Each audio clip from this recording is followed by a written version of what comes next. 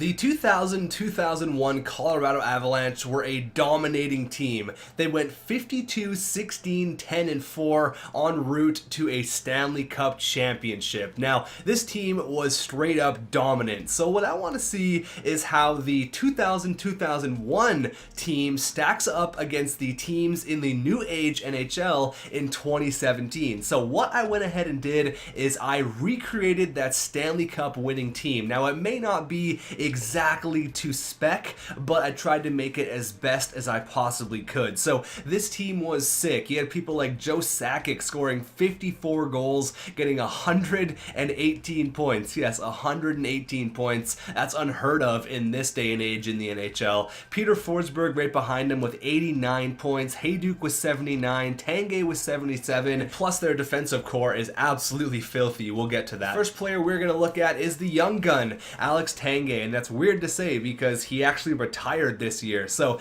Alex Tanguay, 20 years old when they won the Stanley Cup. He had 77 points. I mean, playing alongside of Joe Sakic probably didn't hurt, but for a 20-year-old kid to almost crack the 80-point mark is pretty impressive. I only made him 86 overall because he is only 20 years old. I didn't want to make him 88 or something like that because he is still super, super young. And Joe Sakic, obviously the captain and the heart and soul of this team, 95 overall, had 118 points this year. I have nothing bad to say about Joe Sakic. Obviously, one of the best players ever, not only in Colorado Avalanche history, but of all time. Burnaby Joe, he's a hometown guy, one of my idols growing up for sure. Now, moving on to the left wing here, we got Milan Hejduk. Now, some of you may not know, Hejduk scored 50 goals at one point. I think he was living in the shadow of Joe Sakic and Peter Forsberg a little bit, but Hejduk was a hell of a player. He had 40 goals multiple times, 50 goals once. In this specific year, he had 41 goals for 79 points,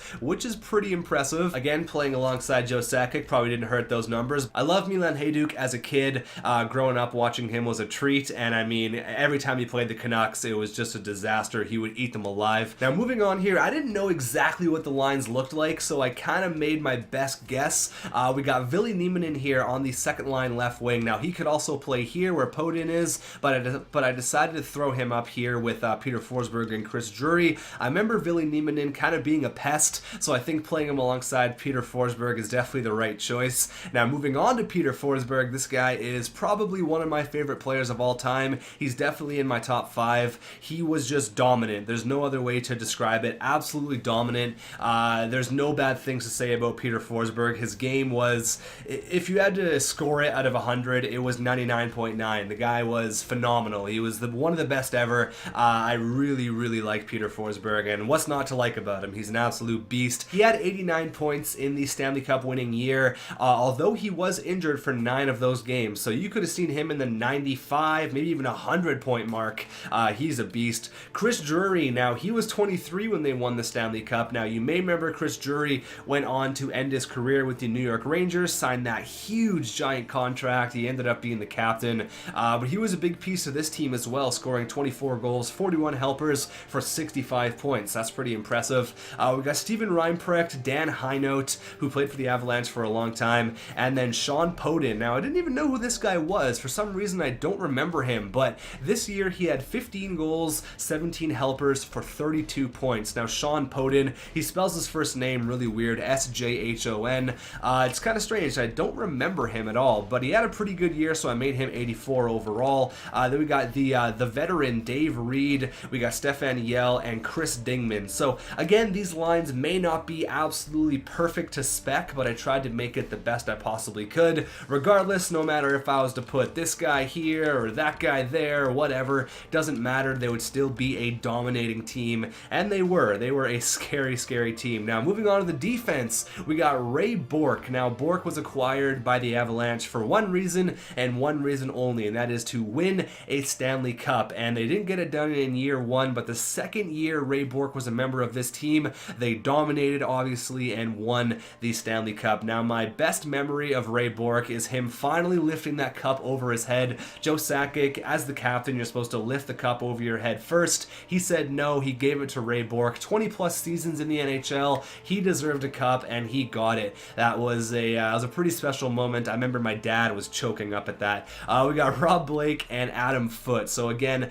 a absolutely dominating defensive pairing here. Rob Blake with Ray Bourque and Adam Foote there. Adam Foote was a big bruiser, big two-way defenseman. I loved Adam Foote growing up. He was a beast. And then Rob Blake, obviously just a phenomenal hockey player on his own right. He was fantastic. So the supporting cast here was Eric Messier, Greg DeVries, and John Clem. I mean, with three absolute studs defensively, you need to have a nice supporting cast there with a couple of defensive defensemen. And then in the cage, between the pipes, was Patrick Waugh. Now, growing up, Patrick Waugh was the man. If you talk about a goalie in the NHL, Patrick Waugh is the first person that comes to mind. He is, in my opinion, one of the best of all time. I know that's a bit of a controversy, whether it's Hasek or Sawchuk or this and that.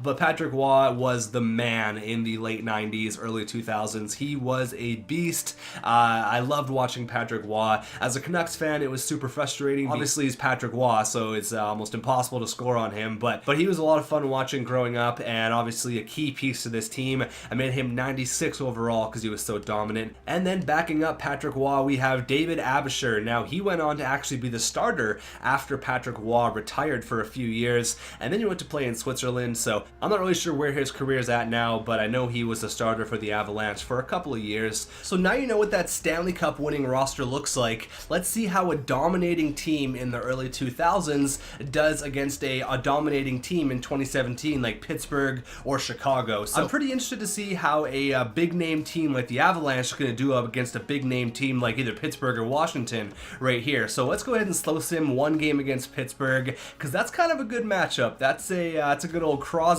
versus Sakic, and then Forsberg versus Malkins. Each of these teams has two unbelievable centermen down the middle, and we beat the Stars in game number 1. So let's go here. We're not going to slow sim a ton of games here, but let's go first period, 0-0. Period number 2, 1-1. Stefan Yell and Rust. So a couple of third liners there. Let's go, guys. Third period. There you go. 5-1. Tanguay gets 2. Hayduk and DeVries. Forsberg and Sakic both don't score, but we put up 5 against one of the best teams in the league. So I think this team's gonna kick ass. I really think we're gonna just kill it. And as I say that, we lose a game, but we counter back with a big win there against Tampa, and then another loss against Florida. But this team was so good. I remember being a Canucks fan then, and I mean, obviously I still am, but I remember just being so scared to play the Avalanche, and everyone was just terrified because you would shut down Joe Sakic, then Peter Forsberg would come on, and then you have Ray Bourque, and you got Adam Foote, and you got Rob Blake, and then you gotta, and if you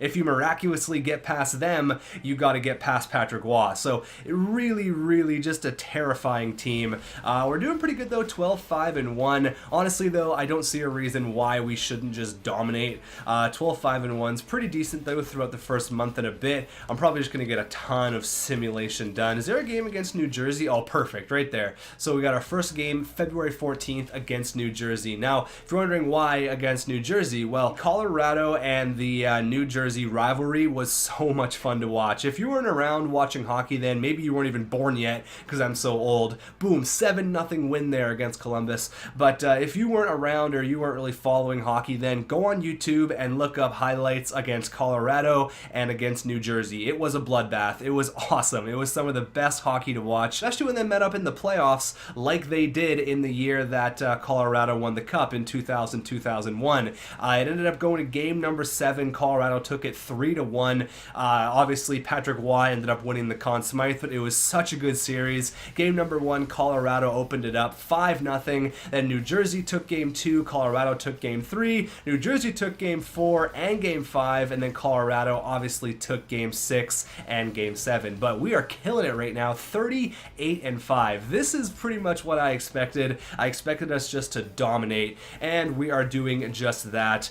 32-9-5. You could possibly see another Stanley Cup coming because we've only lost one game this entire month. But the New Jersey and Colorado rivalry was honestly something special. Like, we don't have rivalries like that anymore. We don't get excited for, you know, a big bloodbath game, you know, a game where both teams are going to leave it out on the ice. It happens every once in a while. You got some decent rivalries, like the Battle of Alberta has always been there, the Battle of Ontario, but I mean, you got Pittsburgh and Philly, that's pretty good. But back in the day, man, like early 2000s, it was so much fun to watch. So we're going to slow sim this game here. We got big bad Scott Stevens up in New Jersey and Martin Brodeur. That was another big thing. It was always a goaltending battle between, obviously, probably two of the best 5 goalies to ever play in the NHL, Patrick Roy and Martin Brodeur. So first period, 0-0. Period number 2, 1-0. Taylor Hall on Patrick Roy. Oh, we come right back. Ville Nieminen, that guy's not going away. Going into overtime, headed into a shootout, and Joe Sakic. There you go. The shootout wasn't around when Joe Sakic played, but he makes it count right there, beating New Jersey. So from what I'm seeing here, we are going to be a very, very dominant team. Let's go ahead and go till the middle of March here. I just really miss hockey back in the day. It was brutal, and it was really fun to watch. Playoffs were just a bloodbath. You left everything on the ice, and yeah, I know it's different now, but I mean, even just talking about this, I'm really just reminiscing right now because it was so much fun to watch hockey back then. But the Avalanche were one of the best teams in the early 2000s. Obviously, in the late 90s, they won a cup as well. They had Bob Hartley as their coach when they won the cup this time, and they had Mark Crawford last time that they won the cup when they transferred from Quebec all the way over to Colorado. So they're definitely a fun team to watch, and we are 53-14-5. I mean, I knew we were going to kick ass, but wow, this is it's definitely domination every single game. We beat the Hawks 7-0. Look at all the shutouts we're getting. Oh my god. Are we going to hit 60 wins? It looks like it. There you go. Back-to-back shutouts. Holy shit. Yeah, 60 wins. Oh my god. We end up losing the last 3 games, but 60, 16, and 6. Wow. That is definitely dominating. 126 points. That is definitely a year to remember. Holy crap. 126 points. We had 25 points more than the second place team in our division. Oh my god. Let's look at the entire NHL here. We had 20 more points than the next best team, which was Washington.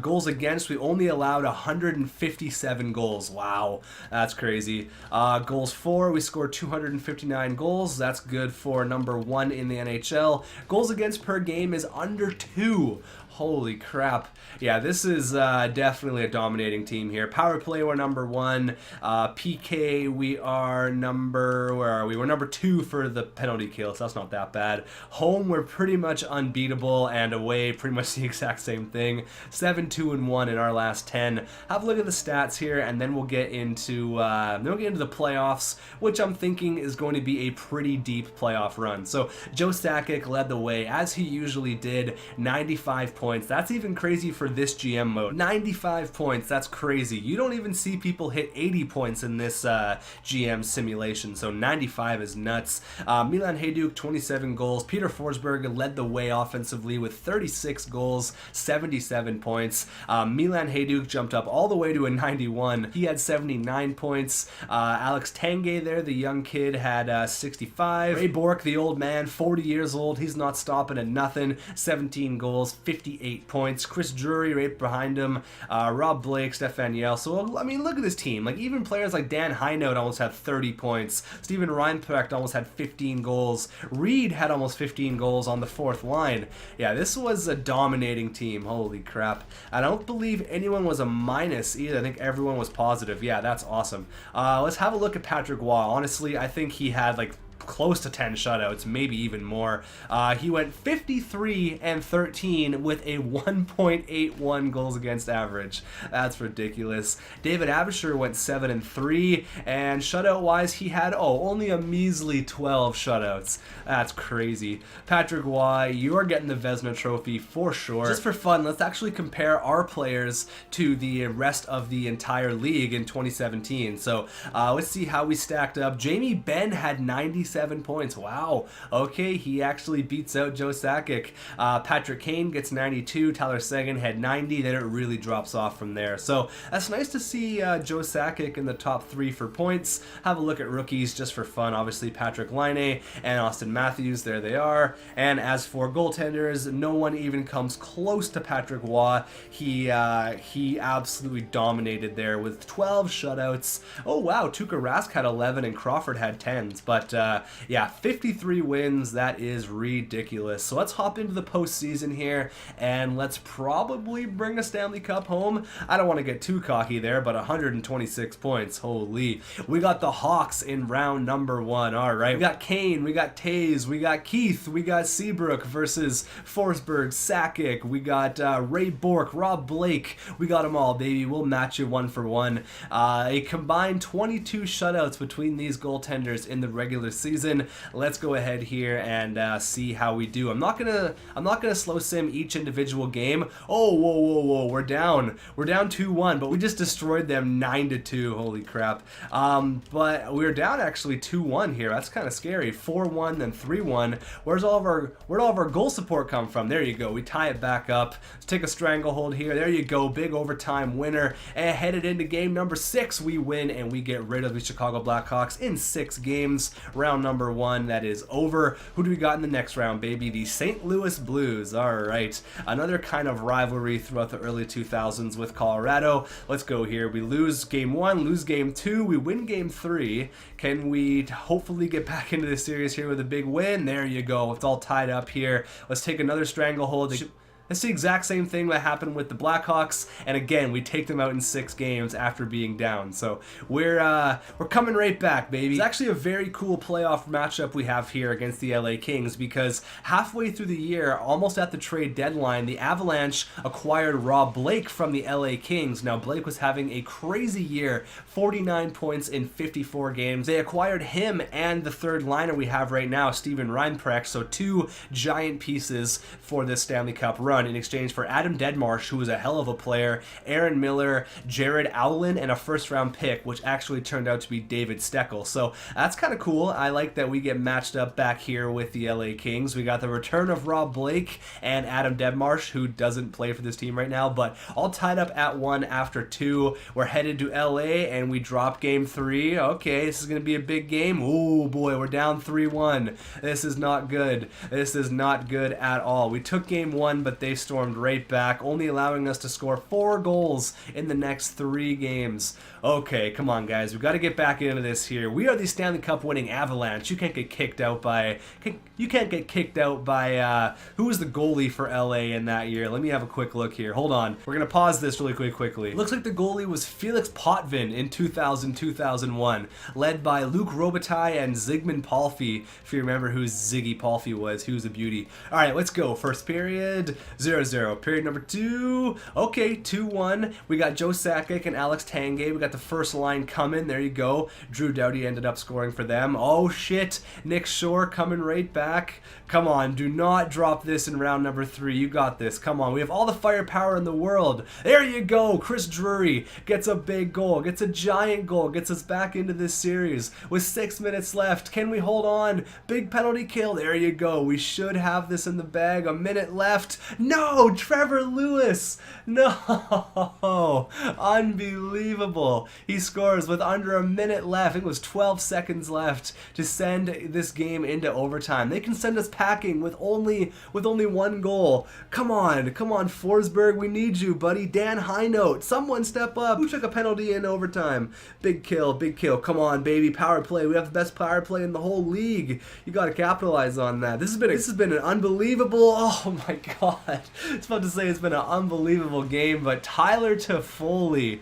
No, unreal. Okay, well, that's interesting. I really thought we were going to go for the cup here, but we get bounced in round number 3. Okay, so the big bad mighty Colorado Avalanche fall to Anze Kopitar, Luc Robitaille, all those guys. Let me just read off the list here. We got Lubomir Vyzhnovsky, Ian Lapierre. Who else we got? Brian Smolinski. I don't even know who that guy is. Luc Robitaille, Felix Potvin. Wow.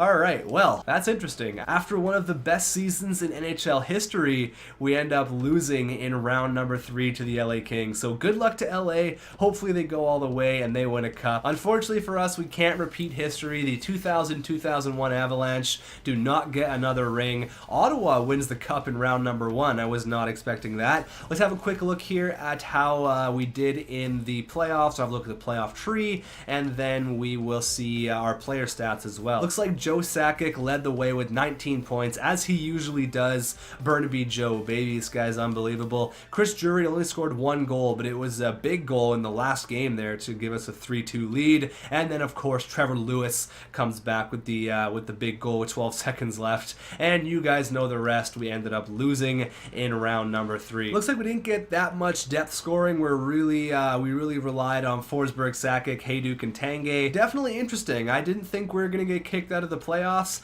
We got Patrick Waugh there, 9-6, 2.15 goals against average with 3 shutouts in the postseason. So that's going to be it, guys. Thank you for watching. If you want to suggest any other teams, you can let me know. Look at that. Hart went to Patrick Waugh, baby. Did we win anything else? The Hart went to Waugh, the Vezina went to Waugh, the William M. Jennings went to Waugh, and the Ted Lindsay. So the guy took home some hardware. But if you want to suggest any other powerhouse teams for me to bring back into the NHL, maybe we can do another one just like this. I specifically want to do Stanley Cup champions, maybe a team like New Jersey, or maybe off the top of my head, I don't know, like the 70s Islanders or something like that, or maybe we'll bring back one of the old Pittsburgh teams or the old Edmonton teams with Wayne Gretzky. You guys can let me know. I think this is a really cool idea. I want to continue it. Colorado Avalanche, unfortunately, you couldn't win another cup in 2017. You had a fantastic regular season, but there's one thing I can't take away from you, and that is the Stanley Cup